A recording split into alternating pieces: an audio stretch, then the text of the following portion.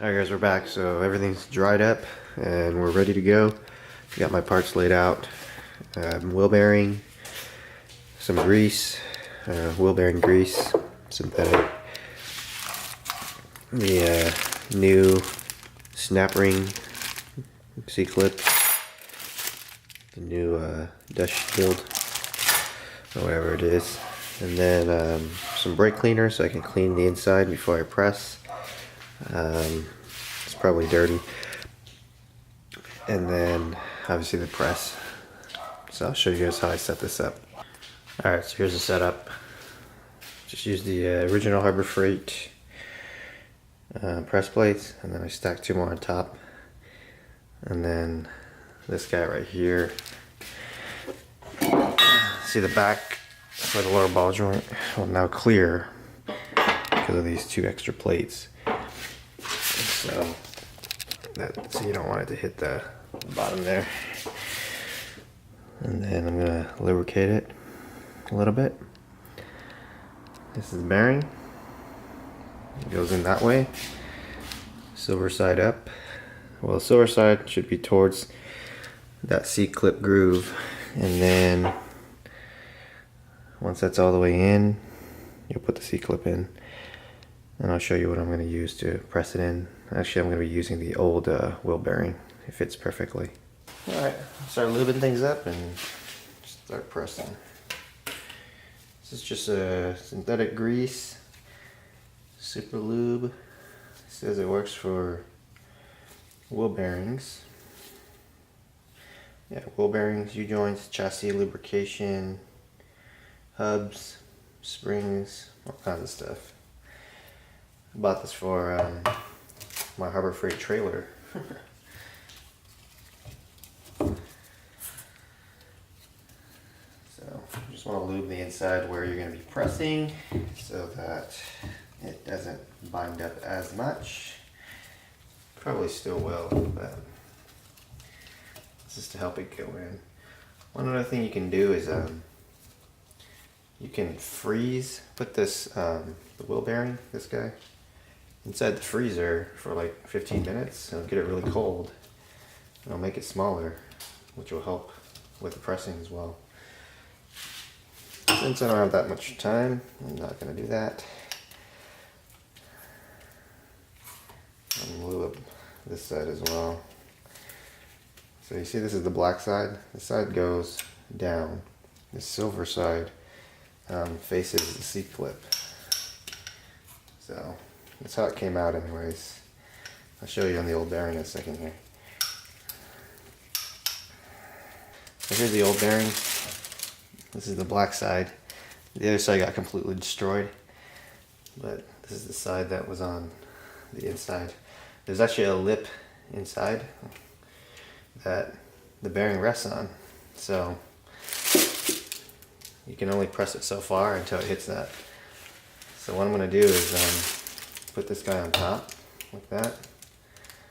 Find something for the top of this, and then press it in. And this won't get stuck when you press it down, because there's actually a little tiny groove at the edge here that should clear it. So let's get everything set up and I'll show you guys.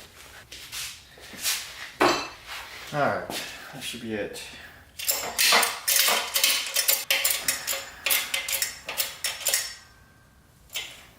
Okay. Let's see.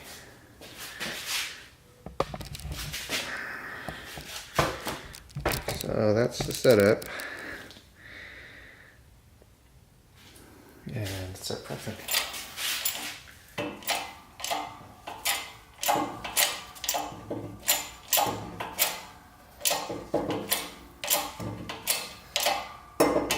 Seems to be going in. Okay.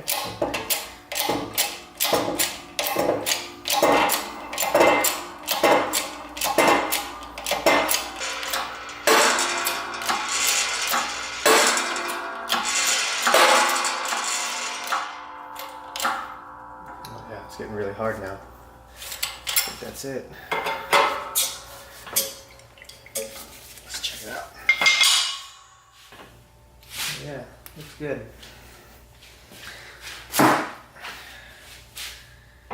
So let me show you guys. So you can see it's all the way in there. Well, you'll know when you can fit the C-clip in on the outside here. So this is the new clip. As you can see, it's a lot flatter than the other one that got completely destroyed.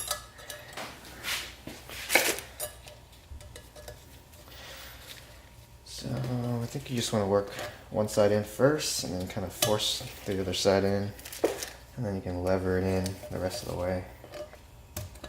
Okay.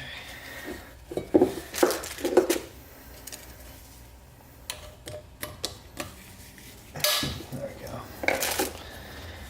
Alright, that's completely in there. Next thing you want to do is put the seal on. This is the seal that goes with the CV axle, or mates up to the CV axle. Put a little bit of grease.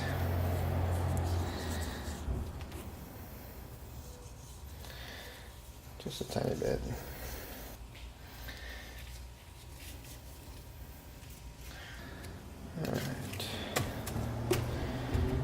Alright, so I'm gonna go get a hammer. Since my channel is the 4runner channel, I was actually gonna use a chopstick to hit this in, but I decided not to do that. Alright guys, got some tools. This little brass drift. Like I said, I was gonna use a chopstick, but probably would end up damaging it.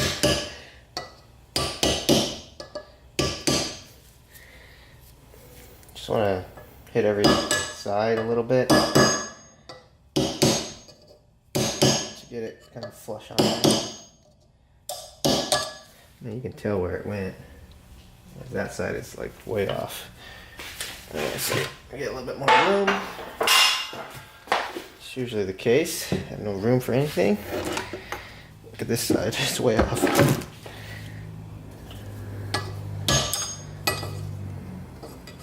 Just gotta be careful of that seal, the rubber. Wants to turn on me. Hang on a second. Move you guys back a little bit.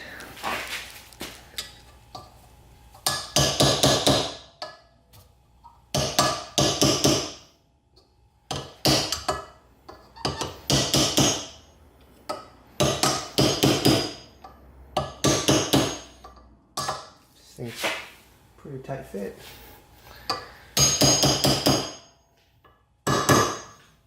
The noise definitely changes when you get all the way down.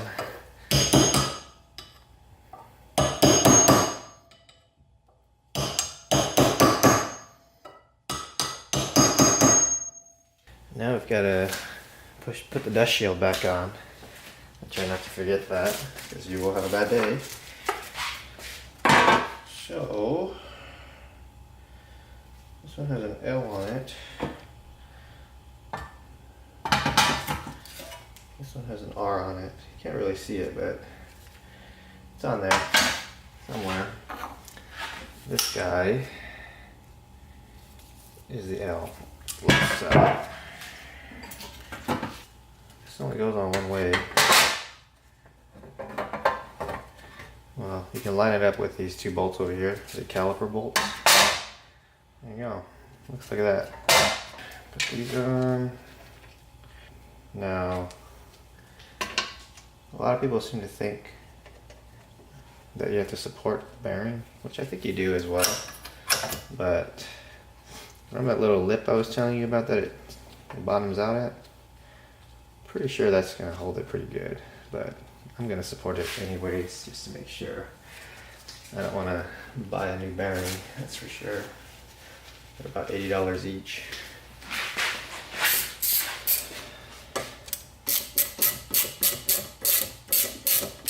Make sure you put the seal on and this dust shield on before you press the hub in. Otherwise, you will not have a good day. So earlier I mentioned this dust shield was for the CV. It's actually for the wheel hub. I was dragging my sides. This lip right here interfaces with this. So once it gets pressed in, it should be nice. So what you want to do is find a cup that can support your wheel bearing. So you see this inner race here? You want to find a cup that can support that. So that way when you're pressing, you'll have this outer part that sits along the, inside of the spindle.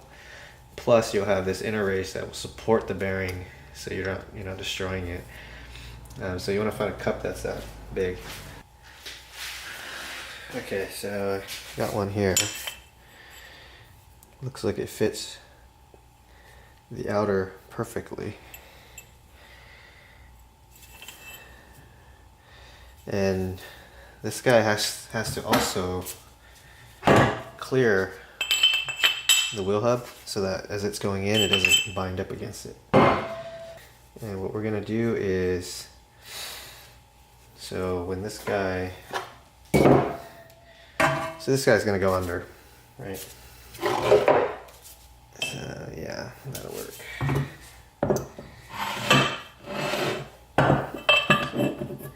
I'll go under and support the wheel bearing from the bottom. And then this guy will go on top. And then I need to find another cup that goes around here instead of here. Not the brass part, but the metal part. Alright, looks like this guy's gonna be my best one. Couldn't find something to fit inside of there, but I probably don't want it to get stuck in there, so I'm gonna find something that fits on the outside here. And this one looks like it fits pretty good. So, alright, so let me set it up and show you guys what that looks like. Like I mentioned, I've got that one cup down there. I want to make sure that it's somewhat centered, because you don't want it resting on the bearing part, only the inner race. And I forgot to lubricate everything, of course. So just lubricate the inside.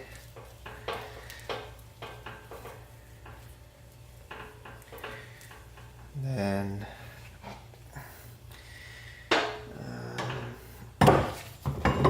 lubricate this guy as well.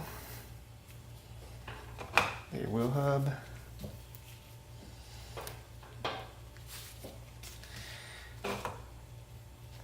Sorry, this thing doesn't balance itself, so I gotta hold it.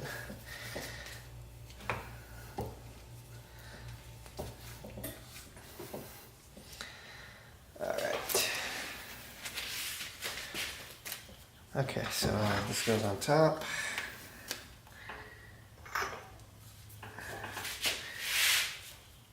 Okay. That goes there, and this guy goes here. And then this is all lubed. Okay, should be good. Okay, so there you can see the full setup. Got a press plate on the bottom that's on the inner race of the bearing, and then it's large enough to accept the wheel hub when it's going down.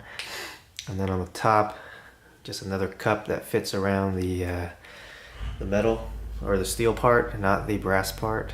And then the top plate, and then that should be it. So let's see.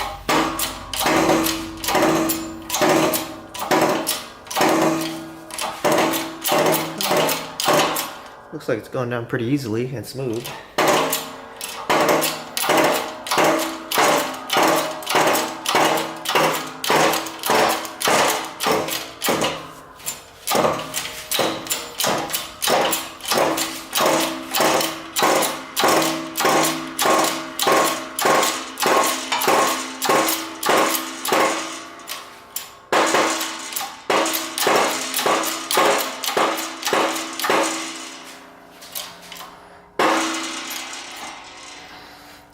Let's see.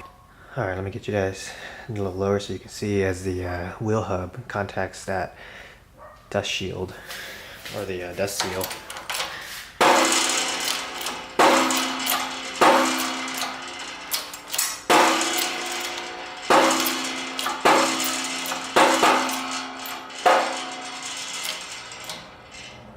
I'm getting a lot of resistance now. I think that's it. You can see there it's pretty flush, so yeah, it looks pretty good. Alright, so the next step is put the ABS tone ring back in. And just put a little bit of grease on here, I guess. I don't know if this is needed, but since everything else has got a little bit, I might as well.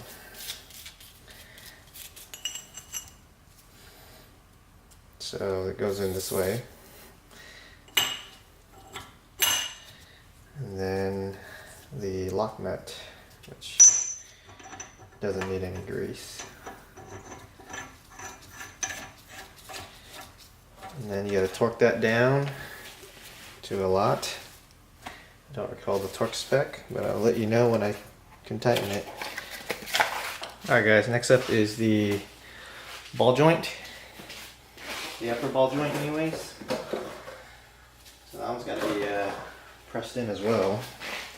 And I'm not going to be using the 2010 press. I'm going to be using the ball joint press, or this C press here. It comes from a OTC ball joint service kit. The only issue that I found with the kit is, well, actually, let me see. Well, the cups aren't that good, and I'm going to use the cup from my press kit instead. Or at least try to. We'll see if this C-clamp is large enough. Glue up the inside so it goes in easier, hopefully. Glue up the outside here as well.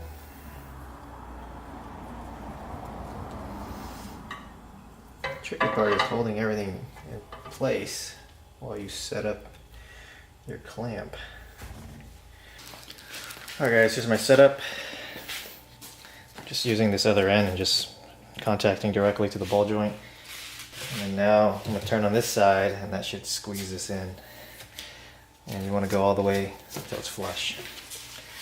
So I'm going to use an impact because it'd be a pain without it.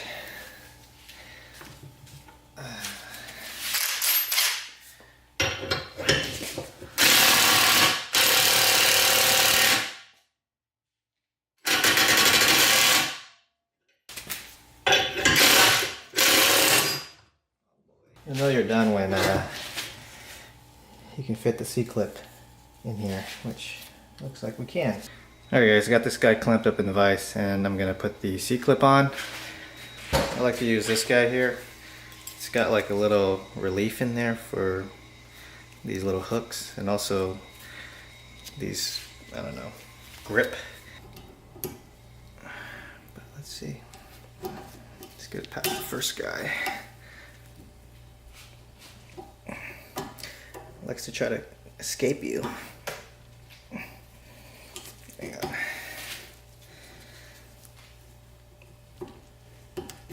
Alright, there we go. That's it. Just gotta squeeze really hard. Alright. Before you put this guy in, you actually have to put some grease in. And the kit comes with grease. It's like blue and white. Alright guys, so the blue one goes inside the boot, and I mean it's just grease, so just fill it up. Make sure, give every little nook and cranny some even amount, and then the blue one goes on the lip, which I'll probably do the bottom one. Since the top one I'll do when I install it in the truck. Alright, so that's that. So I need the blue one now, or sorry, the white, the transparent one. This one I don't think I need much because I'm only doing the bottom right now. I mean, grease is grease at the end of the day, for the most part. So Does it matter if the blue one's on here or not? Probably not, to be honest. Alright, that looks like 1 millimeter. I'll call it good.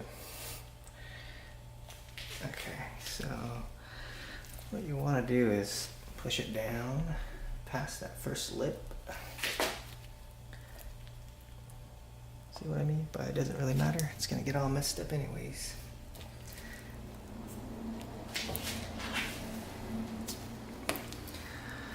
Alright, that's on there.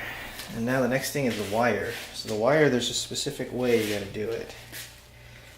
And it has a diagram to help you.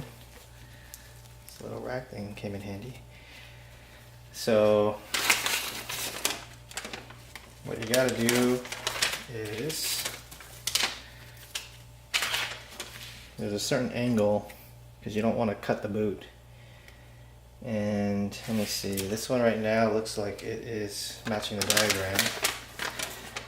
So you want to do it at 15 degrees either way, I guess.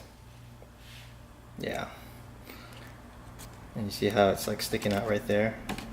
That's right there. That's all you want to do. And that's so that when the ball joint moves, because of the car moving up and down, it doesn't cut into the boot. You just need 2 loops. That's what it says in the instructions. Alright, let me show you on this side. Just bring it together and get some wire. Let's see.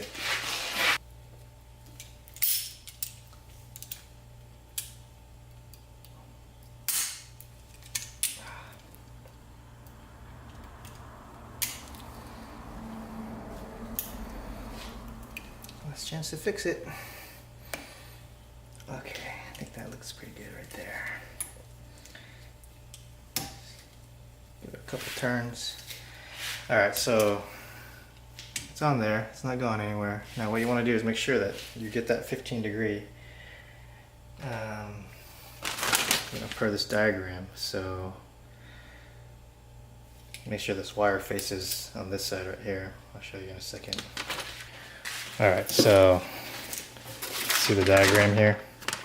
It's exactly the same as the way the knuckle is. So you want to make sure, keep 10 millimeters, 7 to 10 millimeters of wire, and then 15 degrees, which that should be good.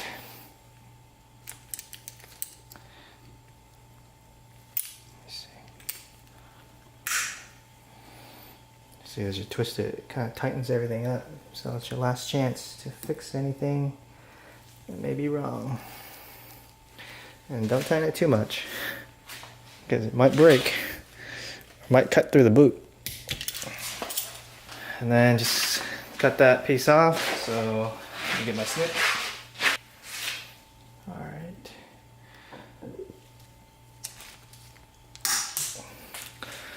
I'm gonna call that 7 millimeters. Who knows? And then let's see, final adjustment is maybe, I don't know.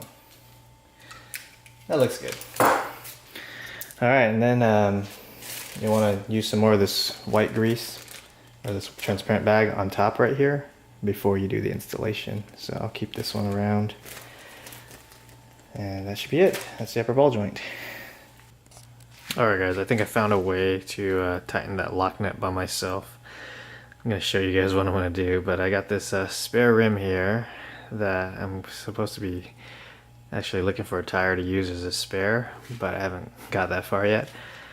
But what I'm going to do is mount this knuckle assembly, or spindle assembly, whatever you want to call it, to this wheel, and then I'm gonna clamp it down to my bench here, and that will hopefully allow me to tighten it and torque it. The torque spec is 203 foot-pounds, so we'll see if it's gonna be enough. And I found some old lug nuts that I had. Only got a couple, or they're the locking ones, but they should work. So if you haven't noticed, this has been a multi-day process, this project. I think I started this probably a month ago, but here we are. I've kind of just been really busy and doing what I can when I can and waiting on parts and stuff, and that's why I wanted to get a spare, spindle assembly so that I can kind of work on it in my own free time or whenever I have free time. Alright, let's see.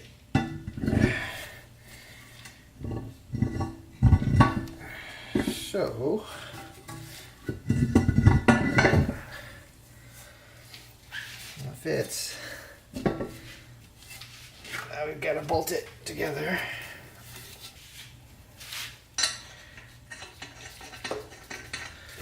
Well, hopefully you guys can see that, but it is.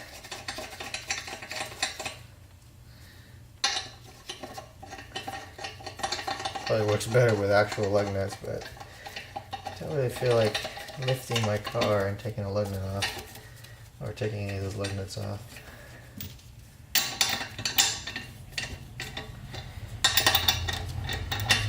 I think 2 should do. Not really worried about it coming off. Alright. Let's see. Should be good enough, hopefully.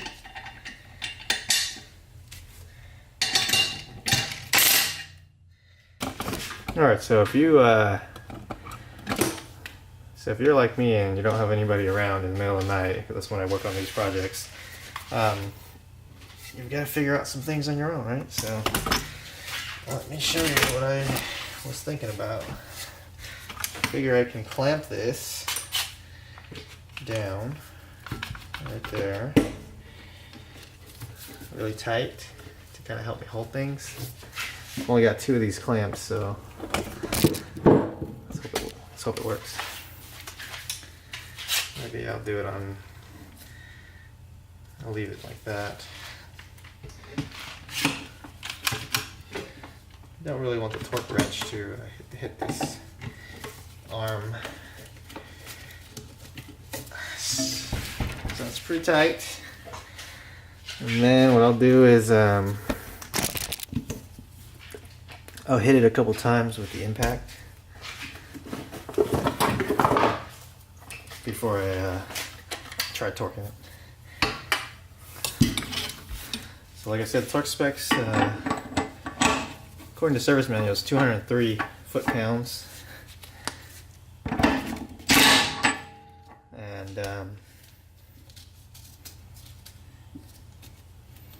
that's a lot. So let's see if we can do it. Might have already did it, but we'll see.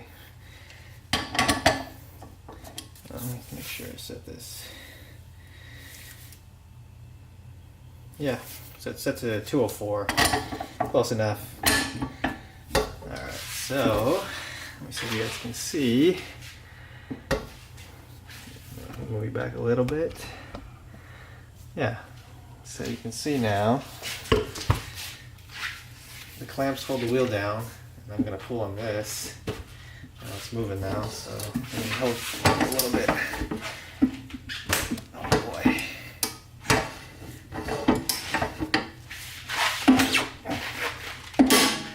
There we go. Almost for good measure. Yeah. So that wasn't too bad. That worked out nicely, actually. So there's another way to do it. Alright guys, next step is to put the dust seal on. Oh, actually, no. Before you do that, we gotta ding this little nut in. So what you'll need is some kind of flathead. Probably bigger the better. You can get a bigger one. Alright, found a bigger flathead. Hammer, obviously, and then kind of just want to get in there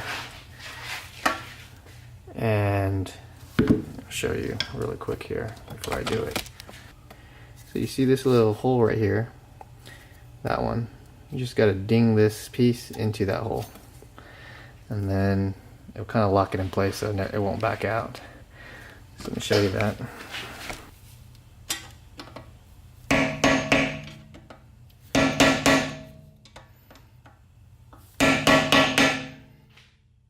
should be it right there. Alright. So you can kind of see it. Well, yeah, you can see it there. It's dinged in, and that should be it for that. So the last thing now is to install the dust seal. And this guy right here. So I'm just going to give it a little grease to help it go in.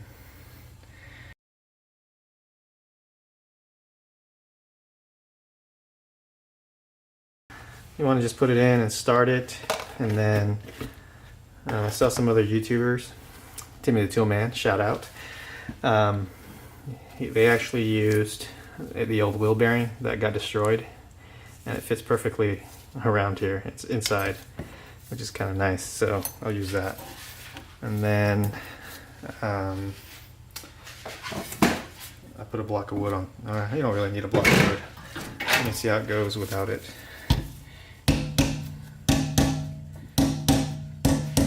Looking pretty good. So my wheel bearing's kind of broken, and it won't seat all the way, so just rotate it and hit it again. And you can turn it. You can see this side is not in yet. Gotta whack it kind of hard, but it goes. Alright. And then once you're done with that, you don't need this bearing anymore. You can throw it away. And that's completely seated. And that basically concludes the knuckle assembly. Everything is in. It's ready to just be swapped out now. So that's pretty exciting for me, because really the next step is to take apart the truck and kind of get it ready for this guy. Alright guys, super exciting moment. Everything is assembled and ready to go, and I think at this point, if you were just rebuilding spindles from manual hub, you'd be done, you know. Got all my parts laid out and ready to be swapped. And like I mentioned, I'm going to be doing a locker install on my front diff, but once that's done and back in, I'm gonna start reassembling everything. I've got, you know, the upper castle nuts for the upper ball joint right here, the grease for the top, and some new gaskets for the manual hub, the hardware needed for the CV axles, you know, the C-clip, tooth washer, and all kinds of stuff, some more gaskets for the hub, and then the manual hub hardware. So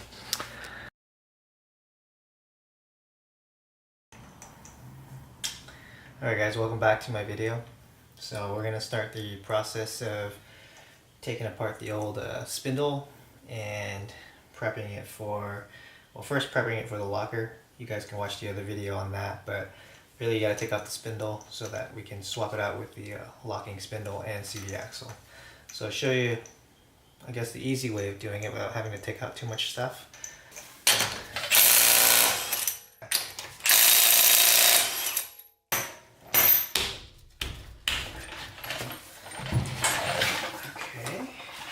Alright, so I'm going to remove the spacer first.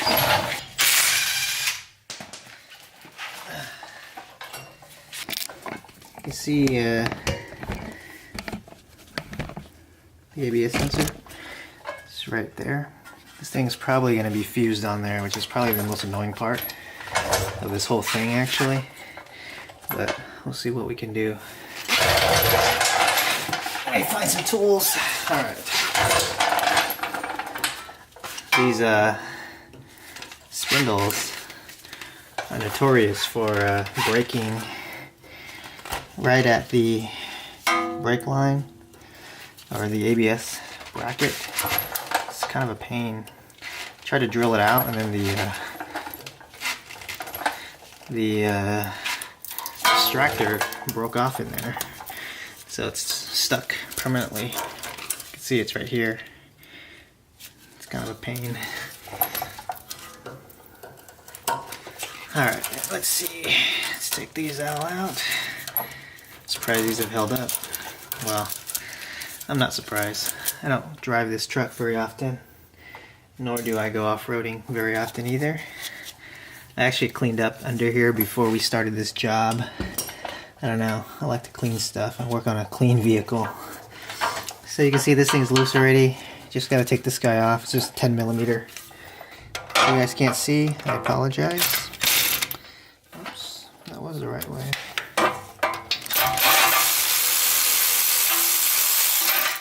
Just taking off this little 10 millimeter. Yep, as expected. Fused in there. So I'm gonna spray, which I probably should have did yesterday or earlier. PB on here. See what happens. We'll leave that for a second. So the next guy is up here. It's this guy right here. It's pretty easy. Small little fastener. I think it's same 10 millimeter. Yep.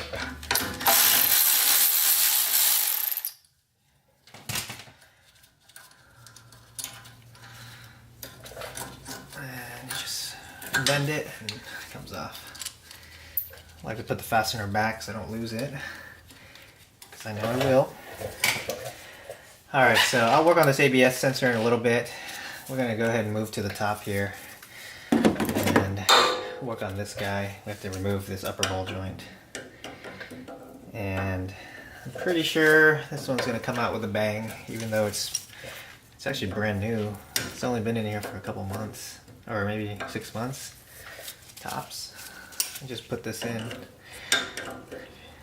If you recall from the other video, I bought new ball joints again and decided not to try to reuse this out of the spindle. So just make this as straight as you can so you can pull it out. I find that these dikes work really well for prying and using it as lever to get it out of there. Okay. I think this guy's a 19, maybe. Let's see. Maybe 17. 19.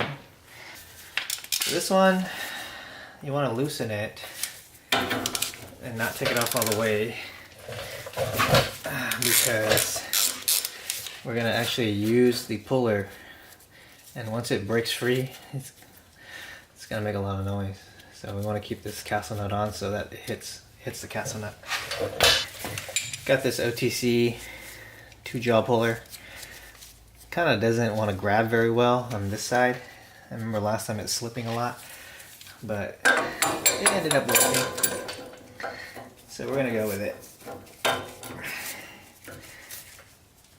So you set it up like that.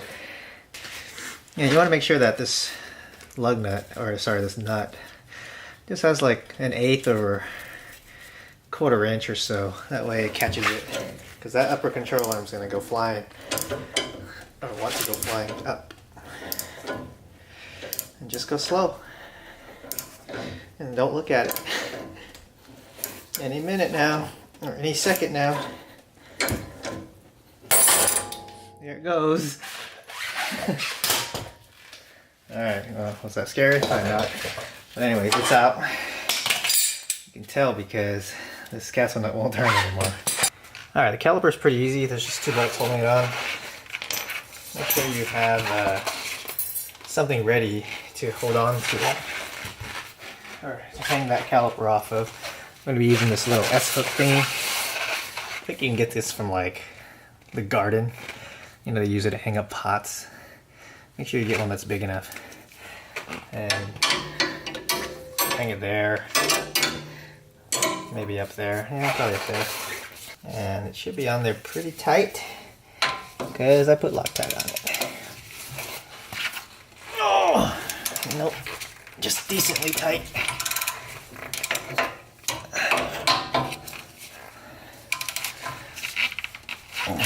Now you don't want to take off your brake line because then you have to bleed the system.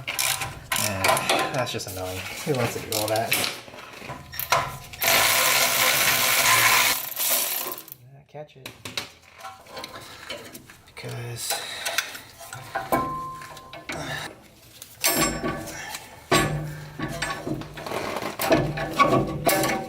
okay.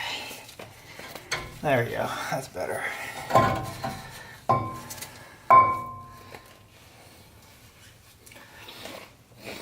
Alright, we're almost there. I think the lower ball joints, we'll probably tackle those next.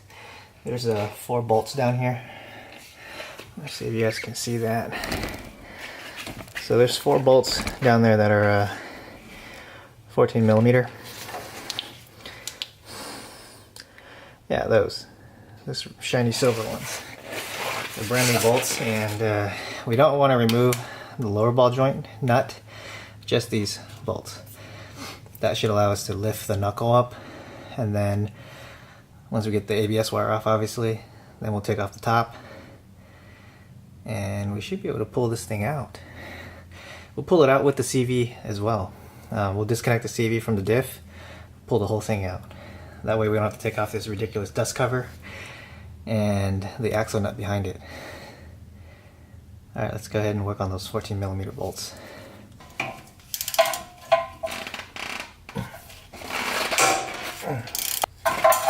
Alright, leave it loose because we still have to take the top off, and then we'll take everything off at the same time. Let's go ahead and work on that ABS again. Alright, let's go ahead and try to get this ABS sensor out. So I put some tape on some pliers and hopefully don't damage the ABS sensor. If I do, well, that will suck. But let's see if I can grab it. I guess we should try to work smarter, not harder, huh? Alright, let me see if I can get more room now. Oh my gosh. This thing's really on there. Let's see. Jeez. Oh, there we go. Break off all that rust. So ridiculous that it's stuck in there.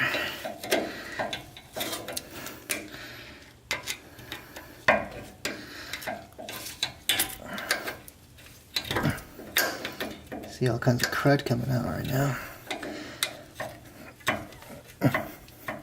Oh, popped out. I guess I'll finish taking out the lower ball joint bolts.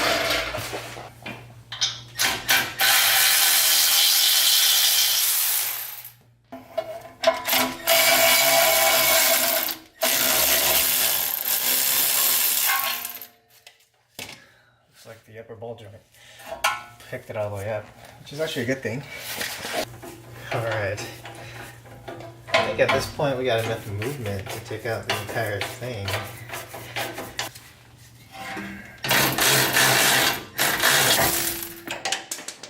Okay, so the knuckle's out. And the last step. So right now it's kind of just resting on the lower ball joint. Kind of fell back into this little hole that the dowel pins. I'm gonna pry it now.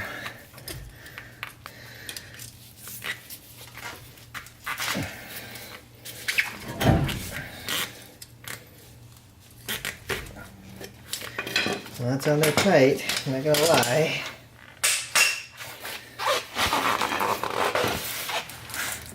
It's like it doesn't want to come out.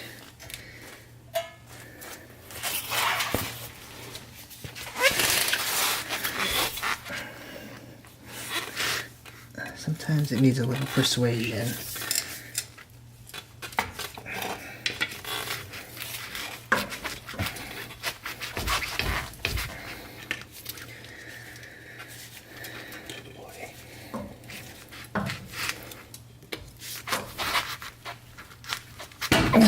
we go. Just a little tight on there. That C-clip sometimes takes a little bit of effort to break off. But there we go. Alright, so... Oh, it's leaking. And really all you need to do now is just pull it out. So I'll show you the knuckle here is just hanging on to dear life. CV is still in there, but not all the way in. So what I'm going to do is lift this whole thing up and pull the CV out all as one unit. There we go. It's going to be really heavy, so we're going to get back problems.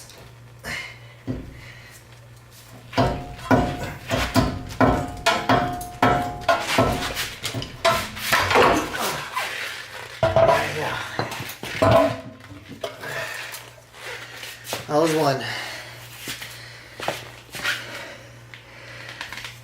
Alright, so you can see we didn't take off the outer tie rod, didn't disconnect the lower bore joint. We didn't really disconnect anything. Sway bar is still there, shock's still here. Really just upper ball joint, lower ball joint bolts, and then the CV axle. Oh, and obviously the brake lines. And that's really it. Now it's just a matter of reassembling everything.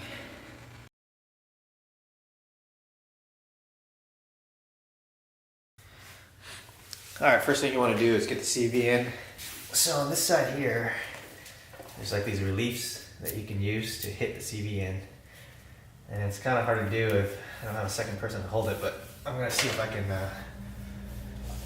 jimmy rig a strap or something to help me kind of hold things in place, kind of parallel to the front differential. Helps to grease up the ends here a little bit, and also you want to make sure that this thing's clean, because I don't think you want this going in your differential dirty. So I'm going to put a little bit of grease on it, because it seems to help things slide in better. Hoping I can just shove it in, but we'll see what happens. These things can be easy or terrible. And then make sure the sealing surface here is good. And then I'm going to put a little bit in there as well.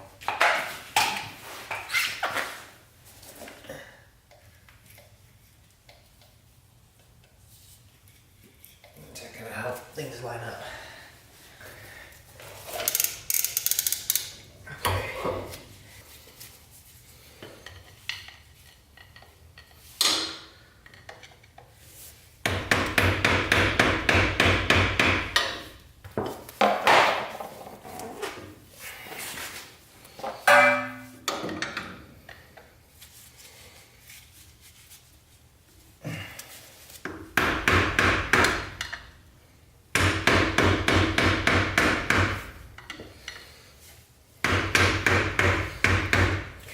Kind of going in.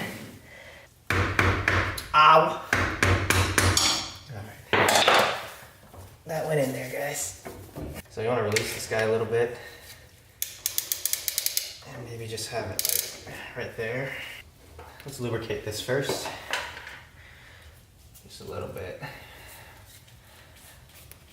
Help things slide on a little bit easier. I don't know if it's needed or not, but probably won't hurt. Okay.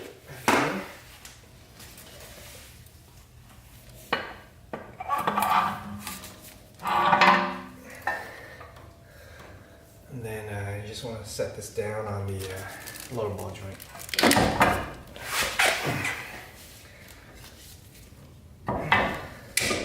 And the lower ball joint does have a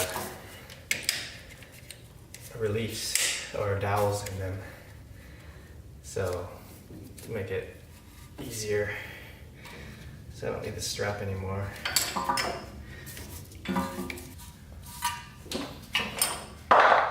And then, whoa. Let's put some bolts in. And actually, I want something to hold this knuckle for me, so got this other strap here. Okay. Alright, so same 4 bolts that came off, put them down from the bottom, 14 millimeters, and we're going to torque it to 59 foot-pounds. I'm also going to use blue Loctite. I should recommend using blue Loctite for these. If you don't know, these 4runners and tacomas and just this style of ball joint, they're prone to fail and fail catastrophically. So there's a seal behind here, if you recall from the rebuild, that the CV axle has to mate to. Right now it's kind of too far back, the CV is, but I'll fix that once I push everything up into that upper control room. Okay, so we need a 14. There we go.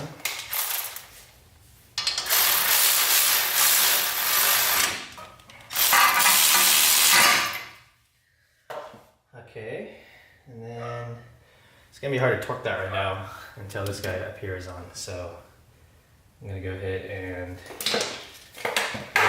work on the upper ball joint now. The upper ball joint, you're gonna need a jack because it's gonna be too hard to try to lift this up. So you're gonna want to grab a jack and put the jack under the control arm and then jack it all the way up. I wanted to show you guys where I'm jacking from. It's right there in the lower control arm. And I just put a block of wood in there. And you can see we're just gonna lift it up as high as we can to compress the spring. And that should give us enough room to connect the upper ball joint to the upper control arm. All right, let's get her up.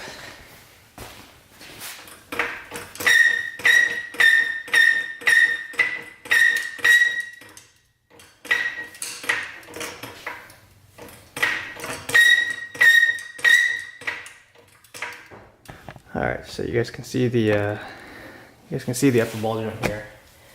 And all we're gonna do is, I think we can pry down. First,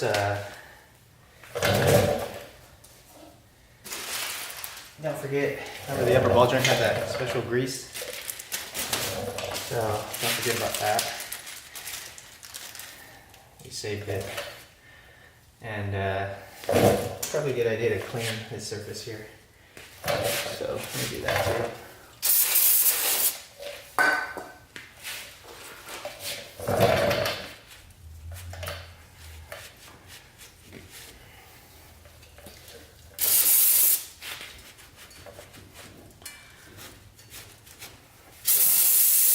Top's not that important. Okay, so put your grease on first.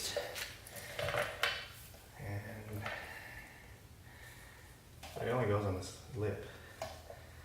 The inside grease was like white. This one's yellow. Alright. So get yourself a pry bar and sneak it in here under the shock tower thing here. And just pry down to get the and get everything lined up. Looks like we'll need to jack it up some.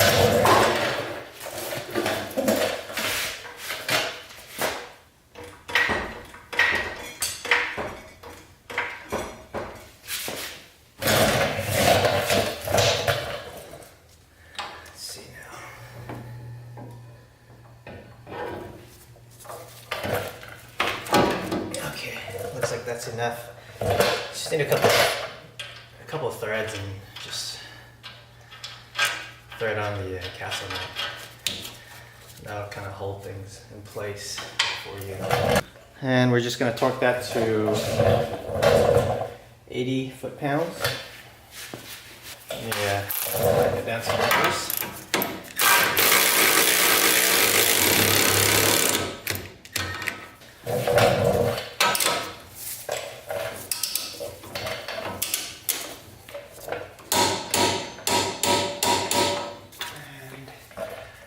Check if the holes line up. If they don't, tighten it some more.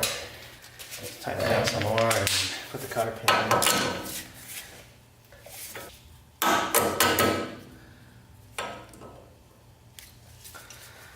And then just bend the cotter pin up.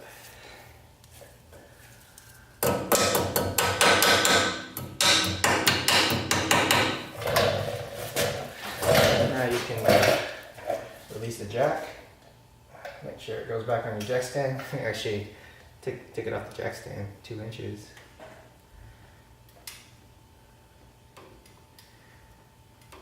Go slow. Alright. Don't need the strap anymore.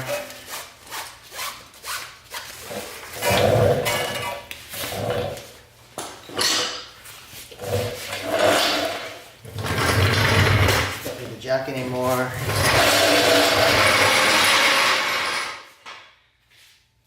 And that should be it for the top.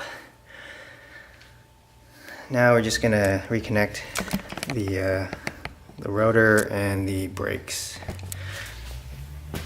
Actually, before we do that, I'm gonna torque the lower ball joint. And that one should be 59 foot-pounds.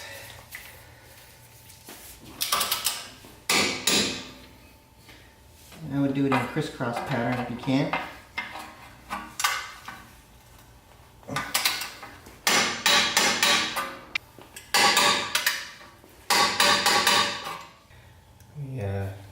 Clean up the rotor a little bit and this surface.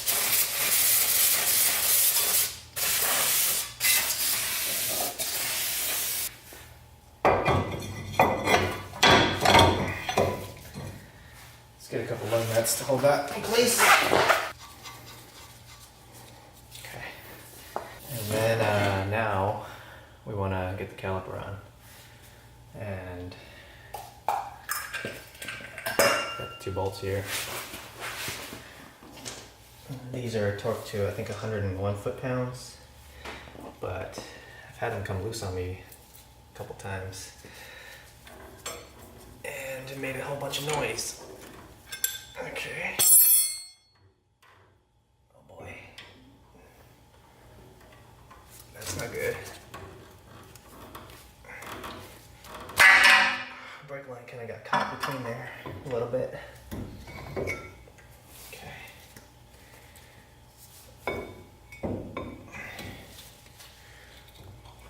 Get this guy back on. Hopefully nobody pressed the brakes while you were working on your rig. You kind of have all the time. Okay.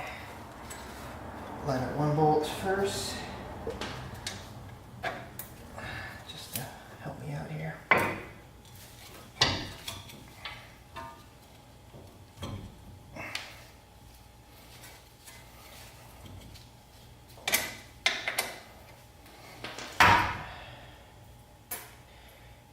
Put some Loctite on it.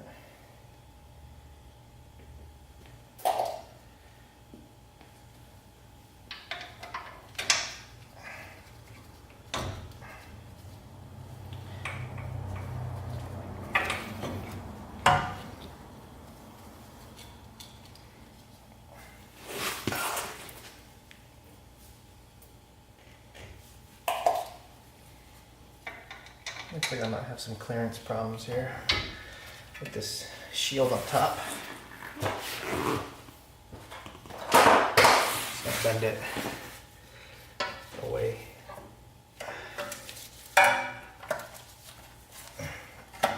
Oops.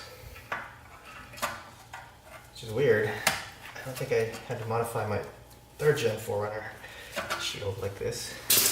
I only had to cut the bottom.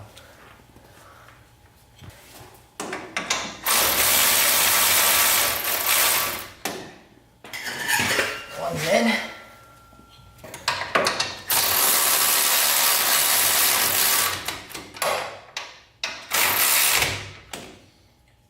Alright, so torque that down to 101 foot-pounds, and I'm actually gonna just manually tighten this one since I'm gonna go slightly tighter than that.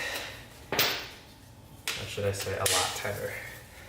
Since, like I mentioned, I've had a history of this thing coming loose at 101, even with some Loctite on it. Alright.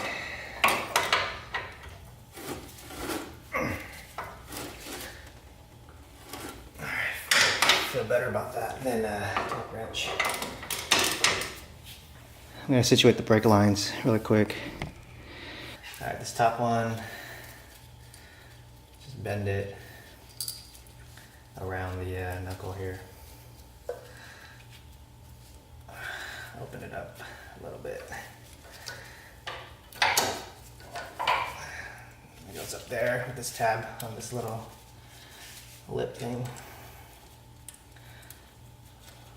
That's a 10. And then if you recall, mine had broke last time. So now I have to bend the brake line a little bit back. And that one's a 12, which I found in my parts bucket. I don't think I took the 12 from the junkyard when I grabbed this thing.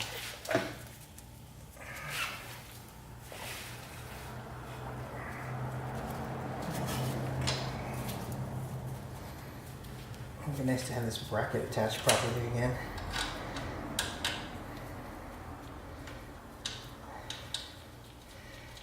And actually nuts rusted off and broken.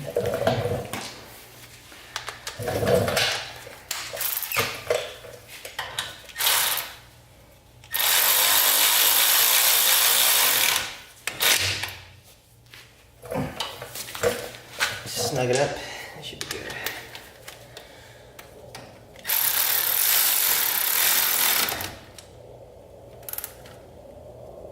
Okay. Alright, let's put this guy in now. Alright guys, it's hub body time. We'll need a gasket. Actually, gotta put this tooth washer on and the C-clip. And looks like the CV needs to come out a little bit more.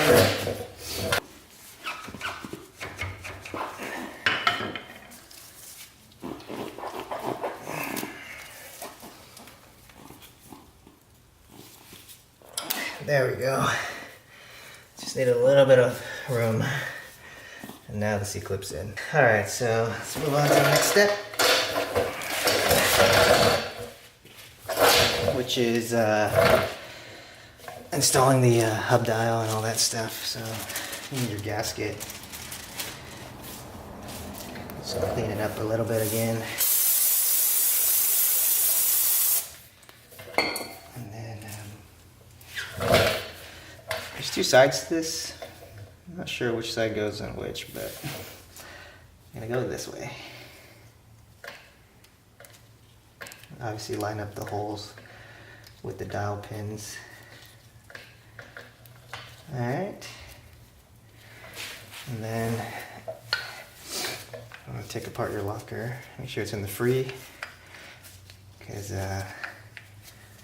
that's what we want. Just lift it out of here. Worry about that in a second. I've already lubricated everything here. Let me lubricate these blinds here. Just need a little bit. The hub instructions call for light coating. And slide it on. Make sure the gears inside of here mesh up properly. There we go. Lubricate this a little bit. And then you're going to want to put your hardware on now. Before we forget though, don't forget this bolt that goes in here. But let's put this hardware on first. So cone washer, and then flat washer, and then the nut. Let's do that for all 6. And these are torqued down to 23 foot-pounds. Crisscross pattern, of course.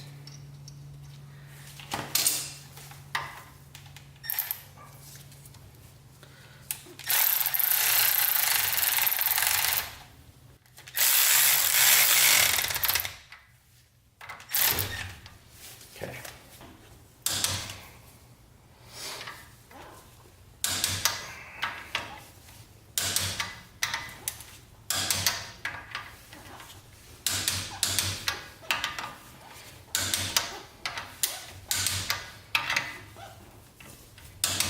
Okay, that should be it. Oh, and then this guy. This one, this is just to make sure that this hub body holds the CV. And really, this one just needs to be tight.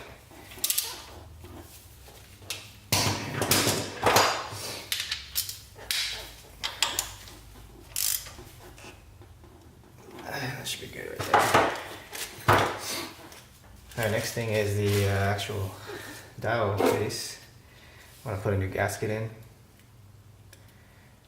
And try not to ruin it. This one has the same sides on both sides, so can't go wrong. And then you want to slide this thing down in its down position. And hopefully you left it on free. And then see this little notch right here on the bottom? That needs to line up with this rectangle slot here, the bigger slots. And then should go right in. Make sure you lubricate it. And then just give it a little tiny turn, and there you go. And then put your nuts, or put your bolts on.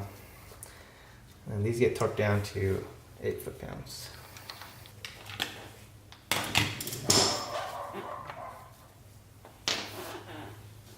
Where's that 10 millimeter at?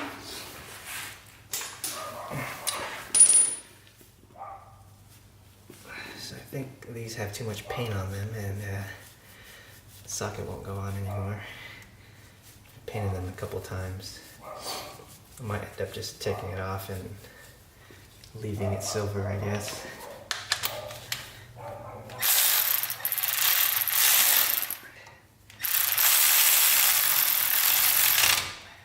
Alright, 10 foot-pounds is all you need for this one. Or 8 foot-pounds really, but my torque wrench only goes to 10. So we're going to go with that.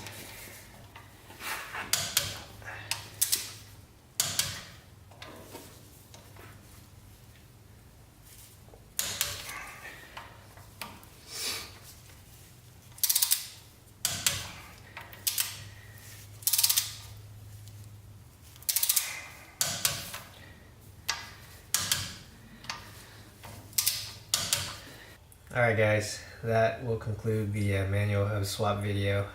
I actually went and cleaned up all the bolts because they looked like trash earlier, but the last thing you want to do is obviously put the tires back on and make sure you fill your differential, because now that the CVs are in, you can actually fill it. So now we've got manual locking hubs, and you know, we can leave it in the free position or the lock position. Doesn't really matter for our vehicles because mine actually is equipped with ADD as well. But most likely I'm going to leave it in free. So yeah, if you guys like the video, just give it a thumbs up, and hopefully you guys learned something from this. And if you guys have any comments, feel free to leave them for me, or any questions, let me know. And make sure you guys check the description. I have a link to all the parts and where I got them and the price and how much I spent on this. I think I spent about $900 or so, give or take $50 here and there. And if you guys want to use the same source, which some of them you can, some of them you might not be able to, because some of these I sourced from the junkyard, like the knuckle and the hub. But at least they'll give you an idea of what I spent on this project if you want to do it yourself and go the same route. And I do want to mention that the knuckle actually does work. It fits perfectly. I know we had a little issue with the C-clip, but it eventually worked out. And you know, that'll make it easier for you guys to source the this knuckle from pretty much any vehicle. So if you have ABS or not, make sure you just find any 4runner or Tacoma and make sure it's either equipped with ABS or not, depending on your vehicle. And it should work. You actually don't need the Tacoma one. So, but obviously if you find a Tacoma locking hub, just take the whole assembly, make sure you get all the nuts and bolts, make sure you get all the hardware, because these things are really expensive. They're like $100 for both sides, I think, or actually $100 per side just for the hardware. And you don't want to spend that kind of money for nuts and bolts. And then you know, the CV axles, obviously get those as well.